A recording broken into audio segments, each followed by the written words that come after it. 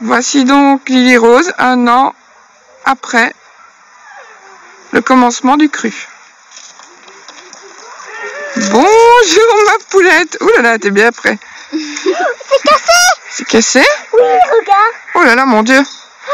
Tu veux bien respirer très fort, ma chérie. Très fort. Par la bouche? Respire par la bouche. Par la bouche. Mais non, mais non. Fais comme ça. Voilà. Voilà, tu peux retourner jouer, ma chérie. Attends. Bon, comme vous l'aurez vu, entendu et très bien entendu, il n'y a absolument aucune trace ni de fatigue, ni d'asthme, ni de congestion d'où qu'elle soit. Elle court partout. On a dans notre sac nos petits fruits et nos petits légumes pour midi. Et puis voilà, tout se passe bien. Donc dans la suite, je vais vous donner le protocole que j'ai suivi au début de la mise au cru. Rebonjour, donc maintenant je vais vous donner le protocole complet que nous avons établi avec Thierry au départ de la cure de Lily il va y avoir 1 an. Donc c'était une tisane à base de bouleau blanc, de racines de guimauve, d'hysope et de coquelicot. On peut remplacer l'hysope par le fenugrec, mais moi je n'en ai pas trouvé. Donc moi ce que je fais, je mélange tout dans un pot. Je mets 1 litre d'eau à bouillir, 1 cuillère à soupe quand ça bout, et je laisse infuser 10 minutes. L'équivalent d'un gobelet par jour. Ensuite, le très fameux gâton que nous avons ici sous forme d'ampoule que je trouve à ma pharmacie. On peut aussi y trouver en bouteille, comme vous le savez probablement, via le site Vivre Cru et ABC la nature. Enfin, je ne sais pas très bien. Donc, pour rappel, le gâton, moi j'utilise un biberon, c'est beaucoup plus facile. C'est de l'hypertonique. Je conseille d'acheter de l'hypertonique parce que quand on achète de l'isotonique, on achète 2 tiers d'eau de source. Une capsule de 10 ml, 20 ml d'eau. Mélanger dans un biberon, c'est très très pratique. Et pour mademoiselle Lily, donc ici il y en a du déjà préparé. Donc elle avait plus ou moins 14 kg à l'époque, maintenant elle en fait 17-18. 5 ml. Par voie orale, elle connaît tout à fait le goût. Bon, là elle est en train de manger une tomate, on va attendre un petit peu. C'est un raisin. Oh pardon, c'est un raisin. Hop, et ça elle sait ce que c'est. Voilà. Donc ça passe tout seul. Et quand les sinus étaient vraiment fort engorgés, je reprenais 2 ml. Et là je vais le faire pour le montrer, mais sinon il n'y a vraiment plus besoin. Elle respire très bien, pardon. Non, c'est pour le nez, chérie. Lève la tête. Donc on y va tout doucement. Voilà. Et on laisse agir un petit peu. Et ça va vraiment nettoyer au niveau des sinus. Et après, ça coule bien. Ce sont les 2 seules choses, je veux dire, qui ne sont pas... qu'il faut un petit peu chercher pour trouver. Et encore pas beaucoup. Pour le reste, de son traitement, je crois que vous le voyez vous-même, elle est en train de le prendre. C'est tout ce qu'il y a là. C'est-à-dire des fruits, des légumes, crus de préférence. Pas des piments, c'est un peu trop fort, chérie. Mais à disposition, moi c'est ce que je fais, je mets toujours un... Ah, excuse-moi. À disposition, et vous verrez que d'eux-mêmes, les enfants vont aller vers ce qui leur plaît. Pour ceux qui ont vraiment des craintes vis-à-vis de la transition, il existe beaucoup de produits maintenant qui sont sans gluten et sans lactose, qui permettent, pour les fêtes d'anniversaire, j'ai beaucoup entendu, voilà, quand l'enfant a une demande spécifique, pour les parents qui disent « Oh, mon enfant ne veut pas du cru », ben voilà, ça leur permet aussi de transitionner sans se faire de mal. C'est pas physio, mais c'est pas mauvais non plus. Donc moi j'ai les céréales, j'ai les petits gâteaux en cas de fête, et j'ai les petites cracottes qui ont remplacé tout à fait naturellement les tartines. Donc, 1 an après, c'est très rare, à part les céréales le matin qu'elle réclame encore régulièrement, c'est très rare qu'elle réclame des cracottes ou des gâteaux. D'elle-même, elle va aller, comme vous le voyez, vers les fruits, vers les légumes. Il faut vraiment faire confiance à vos enfants, ils savent ce qui est bon pour eux. C'est ça la surprise. Oui, c'est ça la surprise. Tu dis bonjour tout le monde? Tu dis bonjour tout le monde? Bonjour. Bonjour. Voilà. J'espère que ça vous aura éclairé. Si vous avez d'autres questions, n'hésitez pas à venir me trouver sur Vivre au Cru. Donc c'est Marie-Lou Feuché pour ceux qui ne me connaissent pas. Et j'espère avoir éclairé et aidé des parents qui peut-être sont dans la même situation que moi il y a un an. Au revoir. Bon, on commence. Alors, Marie-Lou, je te remercie. Dis-moi, il va y avoir des tas de questions. Donc, dans la deuxième partie de la vidéo qui suit cette partie-là, tu expliques un petit peu tout le protocole. Moi, ce que j'avais envie de te demander premièrement, c'est vraiment de nous décrire l'état dans lequel était Lily Rose il y a un an. Parce que tu l'as écrit, mais j'aimerais bien que tu nous dises un peu plus pour qu'on vraiment se rende compte de l'état dans lequel elle était. Alors, elle ne dormait pas. Ça faisait bien facilement 2 mois qu'elle ne dormait plus. Elle était incapable de marcher, donc j'étais obligée de l'amener à l'école, ou si je devais faire une course, je devais la porter ou la mettre dans une poussette. Sinon, elle faisait des cris d'asthme directement. La vidéo où on la voit courir, que vous allez voir, c'était juste impossible il y a un an d'imaginer ça. Elle ne mangeait pas. Tous les repas étaient devenus catastrophiques. Elle pleurait à chaque fois, elle perdait du poids, enfin, elle était épuisée. On avait des consultations 2-3 fois la semaine, des antibiotiques en permanence. Elle n'avait pas de vie. Elle n'avait pas de vie. Je la voyais partir.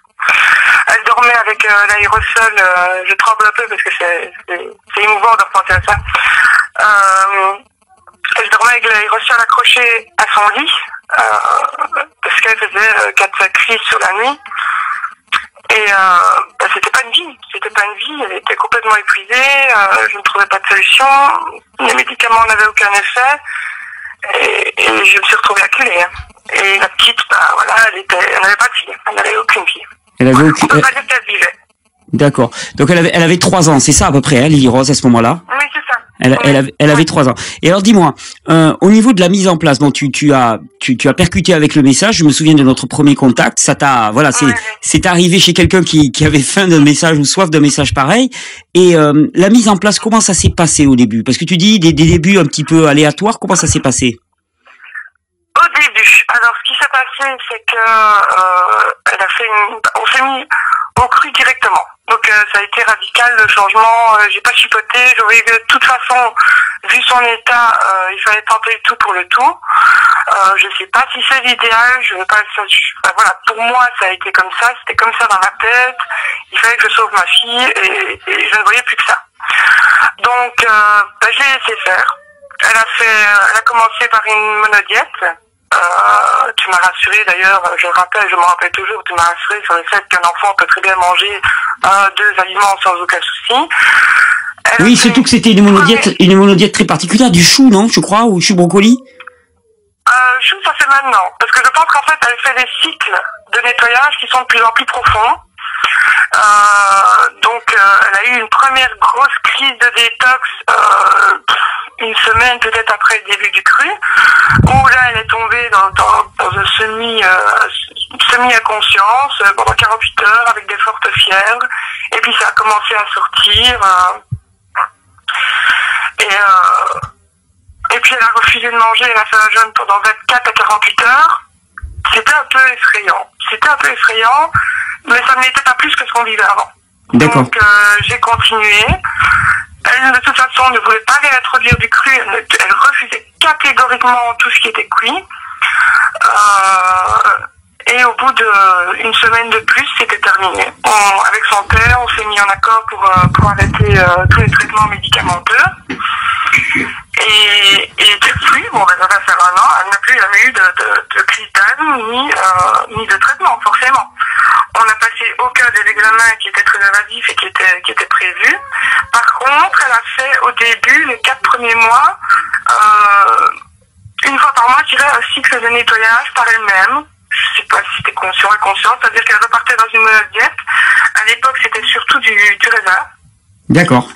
Et ça durait de nouveau 4-5 jours où elle n'était pas en grande forme, un petit peu épuisée, donc je la soutenais un peu plus, je la massais beaucoup, et puis de nouveau ça sortait, et puis c'était reparti. Et ici, récemment, je t'avais même envoyé un message, elle a fait une diète de chou-fleur cet été, donc elle ne voulait que du chou-fleur. Et bon, sachant que le chou-fleur travaille très fort sur la sphère pulmonaire, je me suis dit, voilà, là elle travaille de plus en plus en profondeur, je l'ai laissé faire, et depuis, il n'y a plus rien eu, elle est en pleine forme, tout va bien, voilà, c'est merveilleux, je n'ai absolument plus aucune crainte, tout va bien, franchement c'est merveilleux, et je n'ai pas d'autre mot, c'est merveilleux, voilà. Ouais. Et donc, ce qui est intéressant là-dedans de voir, c'est que bon, premièrement, les enfants, et comme tu le dis toi-même, mais vraiment, ils connaissent le chemin pour revenir vers la santé. C'est-à-dire que vraiment, plus que les adultes d'ailleurs. Moi, j'ai vu des enfants faire des monodiètes spécifiques, se mettre à jeûner alors que des adultes n'y penseraient pas, parce que ils sont en lien vraiment avec leurs besoins. Et l'autre chose, c'est vraiment prendre en compte que si Lily Rose faisait de l'asthme, c'est-à-dire si elle n'arrivait pas à respirer, c'est parce que elle était complètement congestionnée au niveau pulmonaire. Donc il y a bien un moment où il faut que ça sorte. C'est-à-dire que on peut pas attendre qu'elle aille mieux si on ne sort pas tout le mucus qui l'a congestionné. Donc il faut s'attendre à ça et ne pas être inquiet particulièrement quand ça va sortir. C'est toujours la grosse difficulté. Et par rapport à l'asthme, là j'avais fait quelques recherches spécifiques là récemment parce que je me demandais à quoi correspondaient ces espèces de réactions d'affolement et de blocage pulmonaire du corps, et on se rend compte qu'en fait c'est les bronchioles, donc les petites ramifications des bronches qui sont enflammées, et il y a un réflexe spontané dans le corps qui ferme ces bronches-là pour permettre la réparation. Tu vois, un petit peu comme si on les extrayait du système circulatoire respiratoire, un peu comme si c'était une voie qu'on mettait à côté, tu vois, un petit peu, le temps que la réparation se fasse. Et donc, quelque part, quand on utilise des vasodilatateurs, mais qu'est-ce qui se passe? On empêche cette réaction de réparation, et finalement la bronchiole, elle s'abîme et elle se détériore et elle meurt. Et donc vraiment empêcher cette réaction de perte de respiration par des bronchodilatateurs, c'est pire que tout. Par contre, la solution, c'est de faire en sorte que les bronchioles ne soient pas enflammées, ne soient pas encombrées, et c'est exactement ce que vous avez fait en changeant radicalement de mode de vie, quoi. C'était tout simple, quoi. Bien sûr, maintenant je comprends qu'un parent qui se retrouve face à une crise d'asthme sévère, comme j'ai pu en voir des dizaines avec Lily Rose, on a l'impression que son enfant va étouffer, qu'il va mourir. Et c'est vrai que l'allopathie, sur le moment même, on donne un coup de ventoline, on a l'impression que c'est terminé. Oui. Mais non, c'est complètement illusoire, c'est bloquer les symptômes, mais on ne guérit absolument rien. Absolument rien. Au contraire, c'est de pire en pire, et les enfants deviennent de plus en plus dépendants à ces produits. Et moi, personnellement, voilà, même en béquille, je n'utiliserai plus jamais. Personnellement, de toute façon, je n'en aurai plus. Enfin, ma fille n'en aura plus besoin. Mais si j'ai un conseil à donner, c'est ne pas avoir peur. Ne pas avoir peur. Ouais, c'est ça. C'est ça ton message essentiel. C'est de ne pas avoir peur. Vraiment faire confiance, regarder, rester calme. Parce que ce que je réalise, c'est que, entre guillemets, on nous a habitués à un modèle et à des solutions dans lesquelles on nous a persuadé qu'en fait ces solutions marchaient. Mais en fait, c'est rarement le cas. C'est-à-dire que tous les bronchodilatateurs, les choses comme ça, ne marchent pas en tant que tels. Ça ne fait que s'aggraver année après année. Et si on fait le bilan, on se rend compte que finalement on s'est enfoncé dans une ornière. Et donc, faire confiance, c'est effectivement avoir une conviction suffisamment profonde pour ne pas s'affoler quand il y a une crise d'asthme, pour ne pas s'affoler quand il y a des périodes de nettoyage, surtout sur des enfants. Ça a été Et donc, sinon, le chemin a été, à part ces crises-là, ça c'est relativement facile pour vous, l'adaptation de Lily Rose à l'alimentation? Oui, alors, chez moi, oui. Mais chez le papa, nous avons une garde alternée, n'est-ce pas? Au début, oui. Il était à fond dedans parce que lui aussi, il voyait que Lily Rose allait de mieux en mieux. Et évidemment, il ne demandait que ça aussi. Et puis, à un moment donné, quand Lily Rose a été très très bien, lui, dans sa tête, il se dit, elle est guérie. Ah, c'est le risque, oui. Donc, voilà, elle n'a plus besoin de restrictions alimentaires. Et là, c'était de nouveau, on a besoin des protéines, on a besoin du lait, on a besoin de machin. Donc, 2-3 fois d'affilée, elle est revenue chez son papa pleine comme un œuf, congestionnée, râlante. Je n'étais pas très contente sur le papa. J'ai pris le temps de lui réexpliquer l'importance de l'alimentation et du cadre de vie pour Lily, et pour tous les enfants d'ailleurs. Et alors ce que j'ai fait, je suis restée calme. Là où avant, quand j'entendais Lily tousser, j'avais l'impression que j'allais mourir, tellement j'étais stressée. Je suis restée calme, j'ai choisi de tester des aérosols au Caton avec une goutte de titri, une goutte de Ravinsar, et ça fonctionne très bien. Oui, ça fonctionne très bien, c'est-à-dire que, voilà. Tu présentes ça dans la vidéo que je vais diffuser ensuite, donc tu présentes un petit peu cette petite aérosol avec du Kenton, donc avec de l'eau de mer et du titri de Ravensar qui semble bien marcher effectivement. Oui, je la présente en vidéo, ça? Ah bon, il me semblait que je l'avais vu. Donc sinon, non, dis, tu peux nous le dire là maintenant? Alors voilà, bon, moi ce que je conseille, ce que j'ai expérimenté qui fonctionne, ce sont, si jamais vos enfants sont en contact avec des produits laitiers ou du gluten ou des produits carnés et qui reviennent de nouveau avec des symptômes, déjà ne pas paniquer, première chose. Ensuite, si vous avez un appareil aérosol, mettre du Caton en hypertonique, une goutte de Ravinsar, une goutte de titri, 2 fois par jour. La petite se couchait sur moi, je profitais pour lui faire un massage pendant les 20 minutes, en insistant bien au niveau des intestins, et au bout de 2 jours, le mucus sortait par les selles, naturellement. D'accord. Avec à côté, évidemment, une alimentation physio. Et au bout de 2 jours, c'est terminé. Ça sort. Elle pouvait être congestionnée, mais vraiment jusqu'au cerveau, ça sortait. Et alors, j'utilise aussi une huile que j'ai faite moi-même aussi et que j'ai remarqué que ça fonctionnait bien aussi. C'est une huile de massage neutre dans laquelle j'ai rajouté 2-3 gouttes de ricin, vraiment pour dire, 3 gouttes de titri et 3 gouttes de Ravinsar et du thym que je laisse macérer. Et quand je vois qu'elle est un petit peu congestionnée, qu'elle a été en contact, je sais pas, avec l'école, qu'on lui a donné un gâteau ou des trucs comme ça, je frotte sa poitrine matin et soir avec et rien du tout. Donc, en termes de traitement, si l'enfant revient avec des symptômes, ne ressortez pas le Ventolin, ne ressortez pas les antibiotiques, ça ne sert à rien. Il y a des moyens très simples et qui fonctionnent très rapidement, des massages, insistez bien au niveau des intestins, un petit aérosol pendant 2-3 jours et ce sera terminé. Alors, voilà, c'est mon expérience. Merci. Et d'ailleurs, tu sais, au-delà de ça, je voulais en profiter pour attirer ton attention sur quelque chose auquel je pensais là concernant Lily Rose et qui concerne aussi tous les enfants et tous les adultes. On va dire que si Lily Rose est arrivée à un tel état de congestion au niveau pulmonaire, c'est que déjà à la base il y avait une faiblesse au niveau émonctoriel dans cette zone-là, et la plupart du temps, c'est aussi qu'au niveau intestinal, au niveau de la paroi intestinale, elle présente certainement un phénomène d'hyperperméabilité, c'est-à-dire qu'il y a des produits toxiques, c'est-à-dire que le biote intestinal, c'est qui doit jouer un rôle de barrière quelque part et nous protéger des produits toxiques, ne joue pas son rôle. Et quand j'entends ce que tu me dis là, on comprend que finalement, actuellement, dès qu'elle fait le moindre écart, ou en tout cas, il peut y arriver que quand on fait le moindre écart, eh bien, à nouveau, on se retrouve congestionné. Donc, pour moi, il y a 2 stades. Le premier stade, c'est on arrête les produits toxiques et on arrive à bien vivre avec un régime qui est un régime qui comprend que des fruits et des légumes. Mais le moindre écart va faire que finalement, ben, on va être à nouveau congestionné. Et il y a un deuxième stade dans lequel il va y avoir une réparation de la membrane intestinale qui va faire que c'est clair que nous sommes faits pour manger des fruits et des légumes. Donc, c'est là-dessus que ça marchera le mieux. Mais que si on fait un petit écart de temps en temps, eh bien, on va pas se retrouver congestionné complètement. Et je pense que ça va commencer à s'enclencher. Je vais faire toute une série de vidéos là-dessus, donc je pense qu'ils vont vous intéresser énormément. Mais je pense que c'est toujours le deuxième stade de la guérison. C'est une fois qu'on a géré l'urgence et que la vie de l'enfant ou de l'adulte est redevenue normale, maintenant, aller à la cause des causes. Parce que finalement, si on ne colmate jamais cette brèche, eh bien, on peut rester comme ça, où on va finalement, arriver à bien tirer son épingle du jeu parce qu'on est très strict et très rigoureux. Mais si par hasard on fait le moindre écart, blam, tout de suite,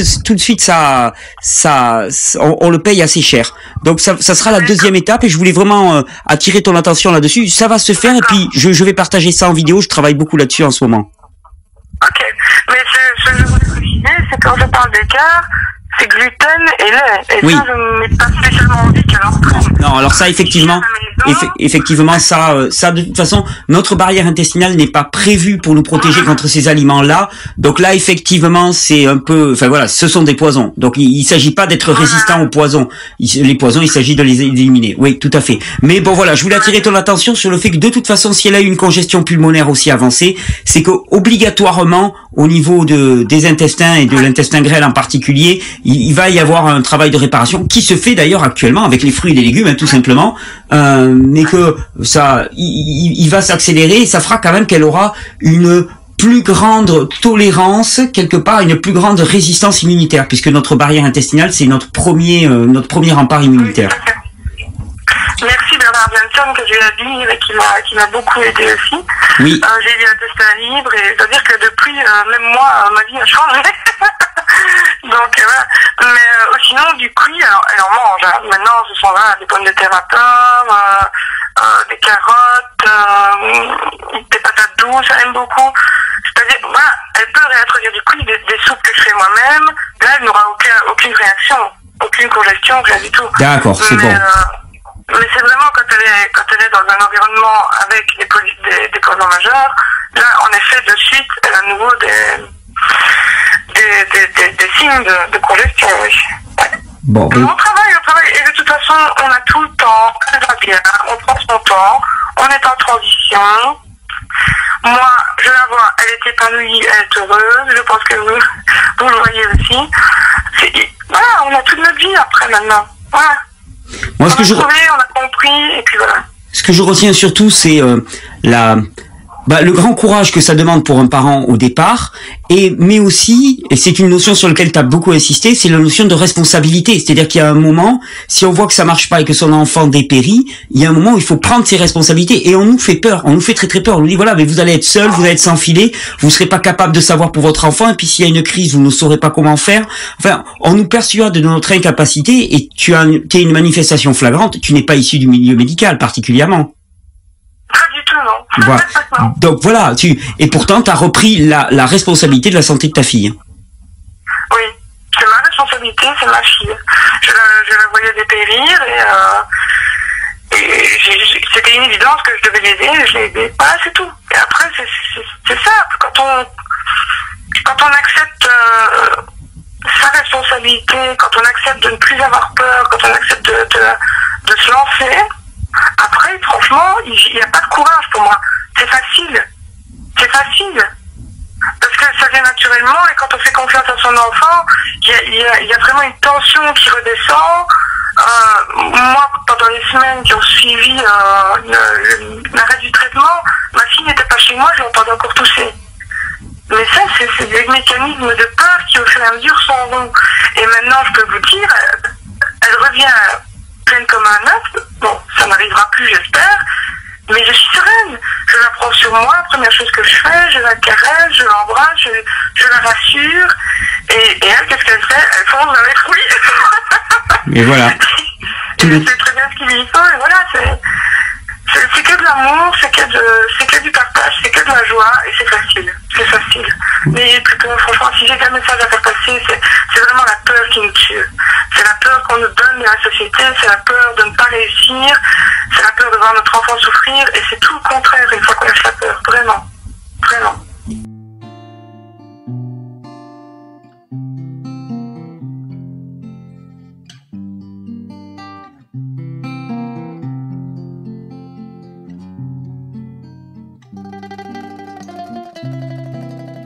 Un jour, dans une soirée slam, un texte lu, un verre offert, et ce sera du jus de poire qui ira au fond de mon verre. Si j'ai pas trop peur des kidams, ces quelques mots feront l'affaire. Je peux pas garder pour moi ce qui m'a été offert. Ce texte s'appelle « Qui l'eût cru d'Ivor ». Alzheimer, Parkinson, cancer ou allergie, on te fait croire que t'as pas de chance et que c'est comme ça, tant pis. Mais en fait, c'est pas vrai, c'est bien toi qui choisis. Quand tu bois, quand tu manges et par ton mode de vie. Moi je dis ça, je suis pas doc et peut-être toi t'es pas dac, mais ma vie a changé depuis que j'ai changé mes actes. C'était genre il y a 6 mois, je me souviens plus de la date, j'ai signé de mon plein gré confiante un nouveau pacte. Maintenant je mange cru et plus rien n'est pareil. Déjà je tremble plus, j'ai retrouvé le sommeil. L'arthrose et les maux de tête, le Crohn et les migraines, plus que des souvenirs qui dans ma mémoire traînent. J'ai arrêté de fumer et j'ai perdu du poids, et tout ça sans effort, un peu comme malgré moi. Ma peau est devenue douce, vas-y, touche, faut que tu me crois. Plus d'acouphènes, plus de crampes, enfin bref, que de la joie. Qu'est-ce que je mange, qu'est-ce que je bois, tu te demandes? Pur délice. Des jus de fruits qui nettoient, des jus de légumes qui nourrissent, des salades de qualité, en quantité, pas d'avarice. Et bien sûr, pour l'apéro, j'ai fait une croix sur le pastis. Aujourd'hui, j'ai la pêche et mes idées sont claires. Je ressens mieux les choses comme si j'avais du flair. Alors si t'es malade et que tu sais pas quoi faire, pense à ce petit conseil. Mange cru et régénère.